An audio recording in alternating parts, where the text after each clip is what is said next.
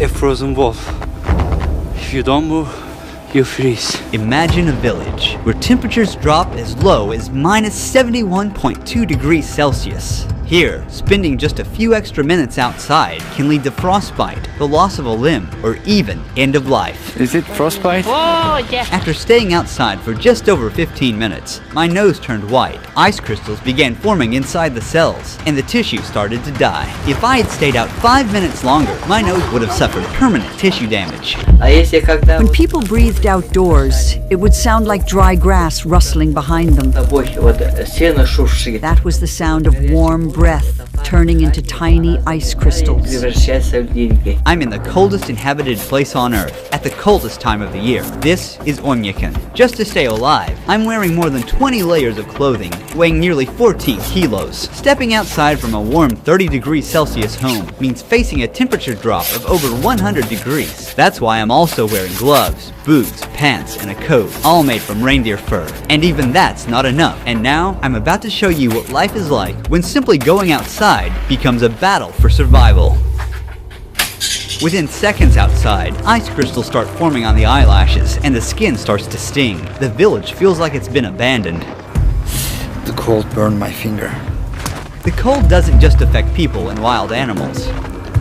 It stops everything from functioning. Phones don't work properly and often shut down. Cars left outside freeze in just a few hours. Since the ground is always frozen, no fruits or vegetables can grow here. We boarded a plane in Moscow, flying east for 7 hours to Yakutsk. From there, we covered an 18-hour, 900-kilometer road trip.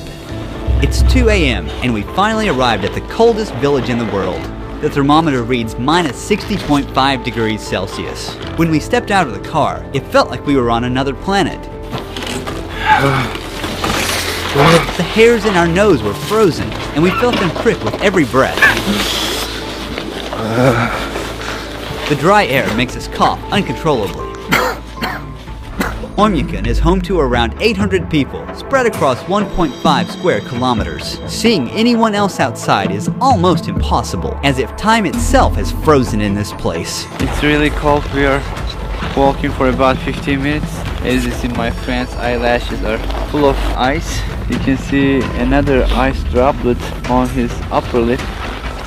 Oymyakon, our land surrounded by mountains. It gets brutally cold here. The temperature drops to minus 63 degrees Celsius or even minus 64 degrees Celsius. Because Oymyakon is located in a basin, there's hardly any wind. The cold just settles in and stays. In this region, the ground stays frozen all year round. This layer of frozen earth is called permafrost, and it can reach hundreds of meters deep. To survive the cold, the villagers built a central heating system. A single coal-powered boiler sends heat to most homes through pipes. The system must run non-stop. Even a short failure puts everyone at risk. The interiors of the houses differ from traditional village homes. Heating pipes connected to the central boiler run through the rooms to keep the houses warm. To build on the frozen ground, thick wooden beams are first laid down to create a flat base. Then, the main logs go on top. A 30-centimeter thick subfloor is added, followed by insulation, and finally, the finishing floor. Each wall is made of 7-layered materials. There's wood on the outside, then basalt wool as the main insulation barrier, then plaster, mesh, foam insulation, another layer of plaster, and finally, a wooden panel inside. The windows are triple glazed, forming a vital barrier against the bone-chilling temperatures, and the attic is insulated with sawdust and soil. Combined with a stove or heating system, this setup keeps the residents warm. In nearly every building, the entrance room is intentionally left unheated. We freeze everything in the front room. Look at this refrigerator, natural. Here, I have frozen milk and frozen meat that I store in the cold. As you can see, these first 2 rooms at the entrance used for storage and as a refrigerator. These unheated rooms also serve as a buffer against the freezing cold. You can see ice and snow covering the interior of the room, especially the ceiling. In Oymyakon, the day begins early. Yevdokia is already at the barn. Cattle farmers here wrap a cloth around the cow's udder to protect the sensitive tissue from frostbite and to keep it clean. The udder isn't at risk of freezing anymore, but once the milk starts flowing, we have to be careful. Because of the extreme cold in Oymyakon, no water pipes run to the buildings. They would freeze almost instantly. The cows must step out into the cold every morning and make their way to the river to drink. One by one, they step into an icy hell, moving quickly, knowing they must return before the cold becomes too harsh. Their hair became crusted with ice almost immediately. This part of the river is not frozen because it is coming fresh from the mountain. Underground spring water meets with river and keeps this part of the river unfrozen. Then all of a sudden, my whole face went numb. I couldn't move the muscle on the left side, like I was having facial paralysis. When my nose started freezing, Yevdokia noticed right away. Is it frostbite? Yeah. The cold shrinks the blood vessels and eventually reduces blood circulation. Without enough warmth, water inside each cell freezes into ice crystals, causing the cells to rupture and triggering a stabbing pain and tissue to die. You should cover your face like this. Why? While covering your face. Be careful, or it might turn black. From this point on, until the end of the documentary shoot, I won't be able to stay outside for more than 10 minutes at a time, or my already frostbitten nose could get even worse. But as the documentary progresses, and the temperatures drop even further, we'll be pushing our limits to show you what survival here truly demands. Here is the cure. This is aloe and just alcohol. You soak it like this and apply it to the area that's frozen. And don't rub it, okay? Otherwise, you'll damage the vessels in the capillaries, and it'll lead to sores. Then Yevdokia began her daily chores by hanging freshly washed clothes in the yard. Within just minutes, they completely froze solid. Her clothes are completely frozen. My hands are freezing.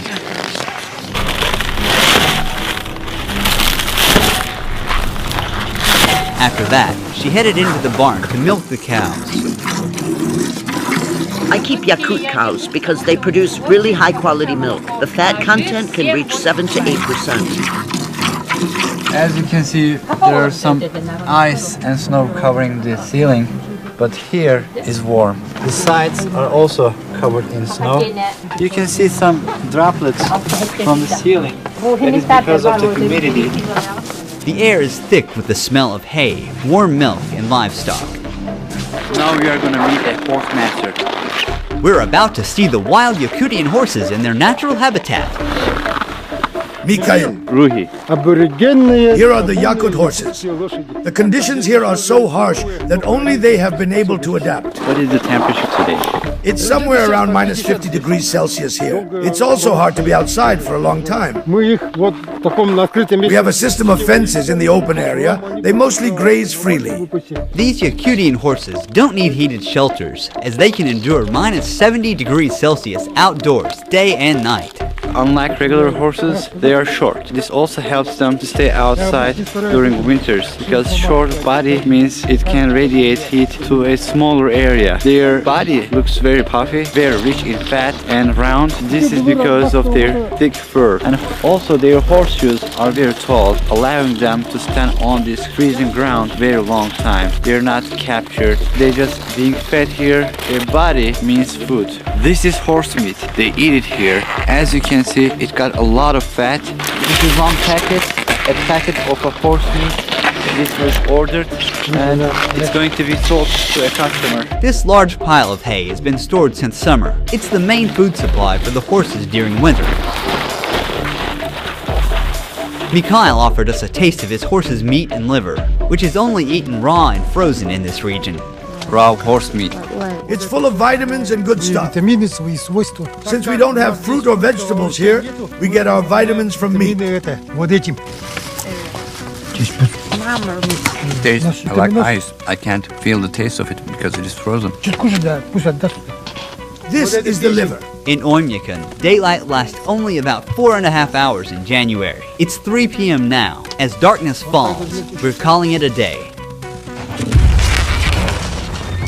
Before cars, animals like horses, cattle, and of course reindeer were used for transportation.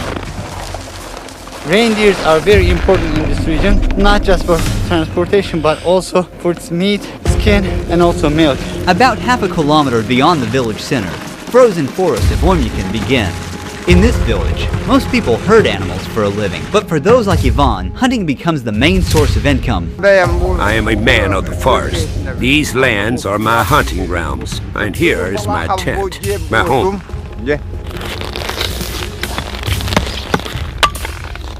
He's making fire now. We need this fire because it is too hot here.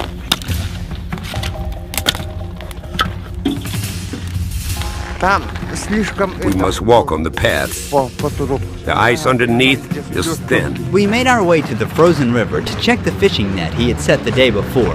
Ivan warned our cameraman just in time. He was about to step onto a cracked patch of ice. One wrong step could cause him to fall into the water. Oh, hey! And get wet.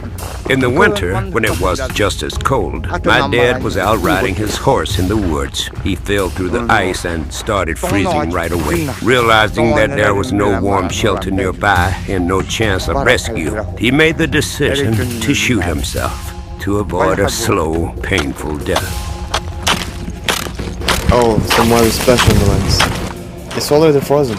Our gear was already struggling to work in this temperature, and now this frozen lens is useless and we'll have to give up on it. To get the net, he's removing the ice from the hole using a small shovel. The fish remained alive for only a few seconds after touching the freezing air. Water was warm, but now on the surface, this fish is shocked. It's completely frozen. To make it easier to cut, he's warming the frozen fish by rubbing it with his hands. He's carefully slicing it into thin pieces. Frozen and raw wild fish. When it's frozen, you feel like you're just eating an ice. You should eat with salt.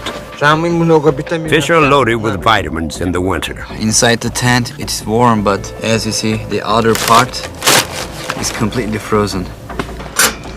He's feeding the fire and sharing some of the fish to nature. O Spirit of nature, accept our gift. Bless us with a successful hunt and grace us with the abundance of your land. According to his shamanic belief, he must keep the spirit of the hunt satisfied, or next hunt, he might come up empty. We're heading into the wilderness. Ivan wants to hunt something big.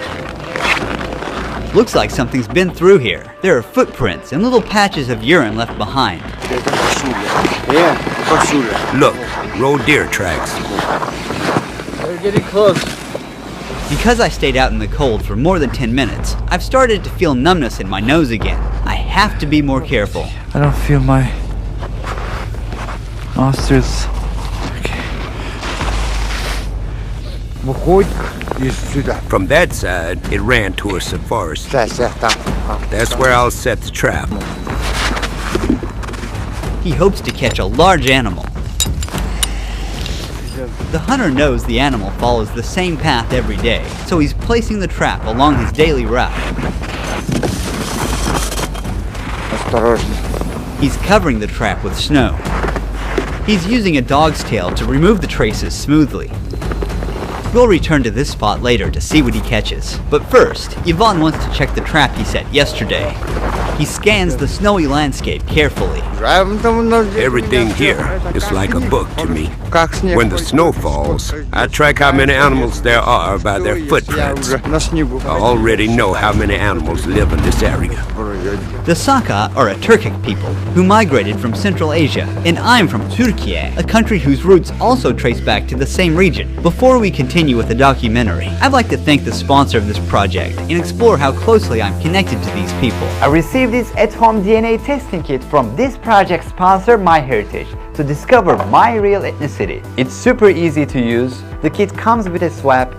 All I have to do is rub it inside my cheek for about a minute, then I'm placing it in a vial, snapping it at the black line, I'm packing everything up and sending it to return address.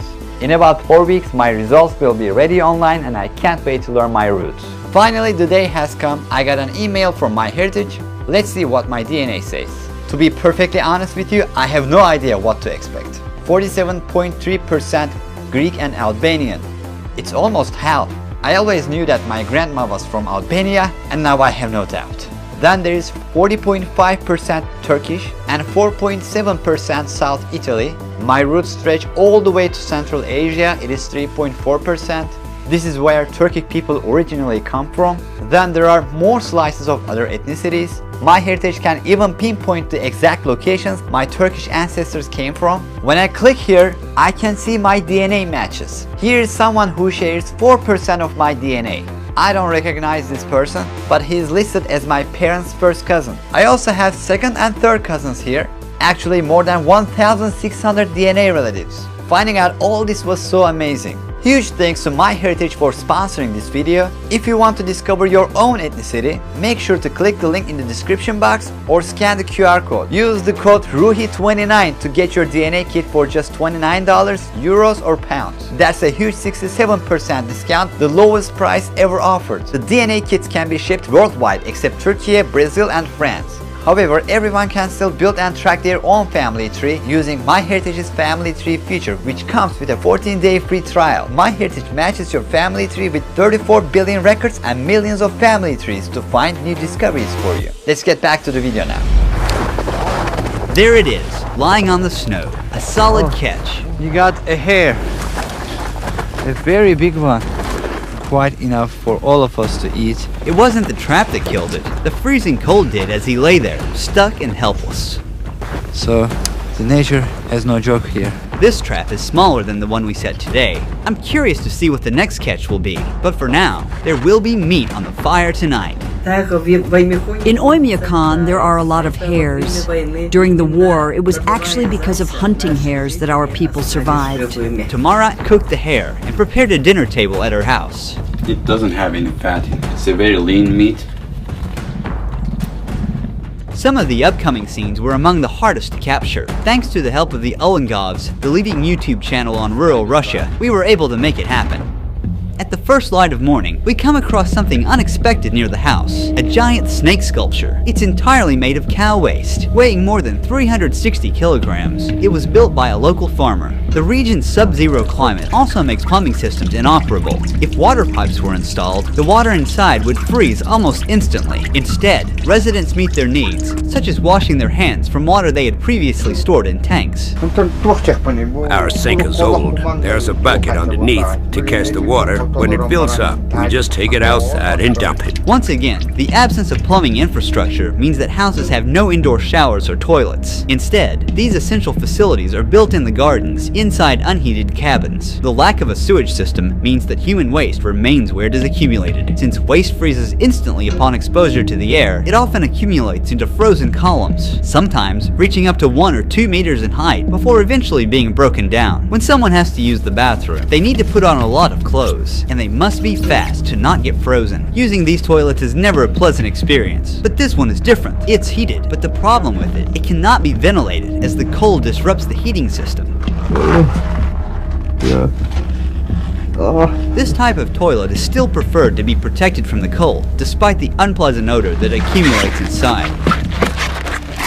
To bathe, cook, wash dishes, or simply drink, clean water is essential, but getting it is a whole other process that takes a lot of effort. People here collect blocks of river ice and melt them to get fresh water for daily use. Right now you're looking at a vast white blanket of snow, but under, there's a frozen river, the only source of water. He's using a chisel to cut into the thick ice. You have to work quickly if it's cold. Otherwise you'll freeze. As we carve out solid blocks one after another, we lift them and place them onto the sled.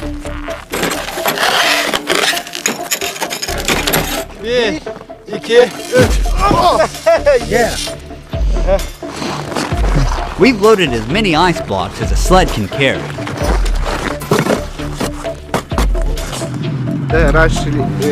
Our ancestors used to transport ice with oxen. Nikolai, how long these are gonna last? I have a big family. It'll last us 2, maybe 3 weeks.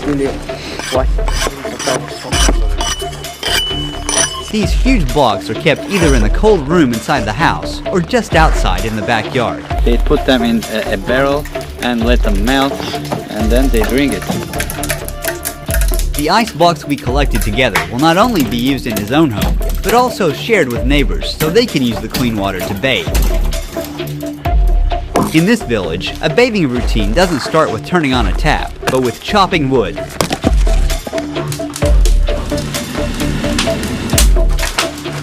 The boy is grabbing a large chunk of ice given by Nikolai, and he's bringing it inside. Our grandparents take baths for 2 hours. We usually stay for about an hour and a half. How long does it take for you to complete your bath? The whole process takes around 4 or 5 hours. We bathe once a week on Saturday or Sunday. The next step is to turn frozen shampoo into liquid near the stove. They're rinsing themselves using a ladle. When they finish, they're dressing quickly as they'll step outside from 60 degrees Celsius to minus 54 degrees Celsius, a difference of 114 degrees Celsius.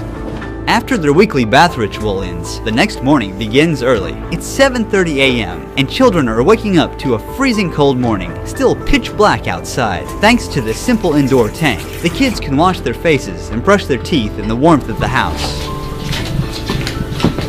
But for other needs, the kids still have to use the outdoor toilet. Jana helps her daughters get dressed for school. The children wear many layers of clothing for their commute. Before they leave, Jana wraps a wool shawl tightly around their faces, covering their mouths and noses to protect them from the biting cold. Now, they're ready to go outside. The walk to school is about half a kilometer. Every winter morning, Nikolai walks his daughters. The school remains open in Oymyakon unless temperatures drop below bone-chilling minus 55 degrees Celsius. Below that point, it's too dangerous to go outside. Today, the thermometer reads minus 51 degrees Celsius. As the kids arrive at school, daily life for people like Yvonne is focused on survival and hunting. Yvonne has got a lot of animals here. He even has a frozen wolf. He caught this wolf before dawn, about 2 hours ago, in the trap we set together. It died because of the cold. When it couldn't move, if you don't move in the cold, you die. This is a male one. Ivan will sell the skin of the wolf and take the meat of it and make another trap, put the meat in the trap, and he will hunt a bear. He's showing us his hunting collection. These are the pelts of the foxes he tracked throughout the winter. This one is a fully grown bear. These bears were killed because they kept attacking my livestock. Every year they come onto my land, and each time there are more of them. The cold in Oymyakon is so extreme, even the most durable vehicles would fail without proper preparation. If a vehicle is left outside for even a few hours without the engine running, it completely freezes and won't start again without a full defrosting process. How are you planning to unfreeze your car? We'll use a jet heater. We're not sure if it'll start. Every part is frozen solid. Metal, fuel, oil, even the battery. They start by brushing off the heavy snow that's built up on the car. The tire has turned solid like a rock. It was minus 56 degrees Celsius outside. The tire's gone flat, not because of a leak, but because cold temperatures cause the air molecules inside to shrink. They are going to install this to heat the vehicle.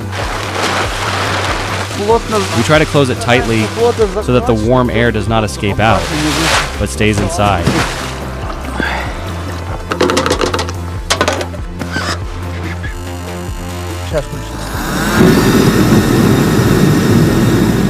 Take this one. It's too cold outside.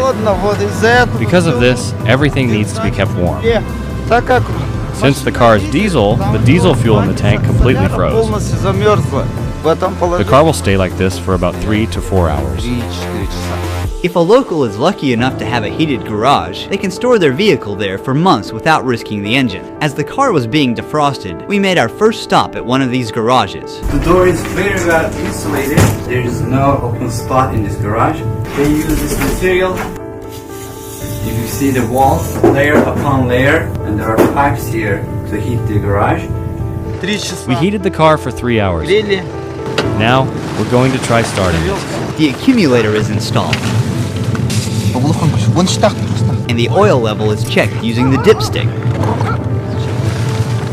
The first time he opens the door. Great! This vehicle brought back from death. Now we'll try to leave the place. In Oymyakon, survival isn't about conquering nature, but about living in harmony with it. Guided by ancient shamanic wisdom, the Yakut people don't fight the cold, they respect it and endure within its rules.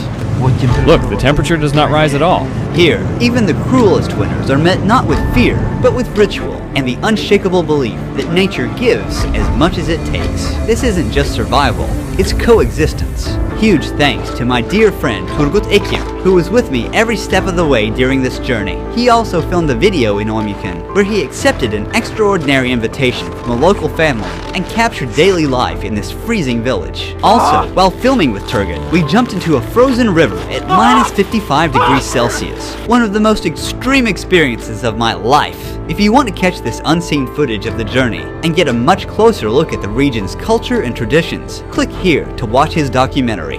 Last but not least, click the link in the description or scan the QR code, and don't forget to use my code RUHI29 to get your MyHeritage DNA kit for just $29, euros or pounds. Don't miss this 67% discount to discover your heritage.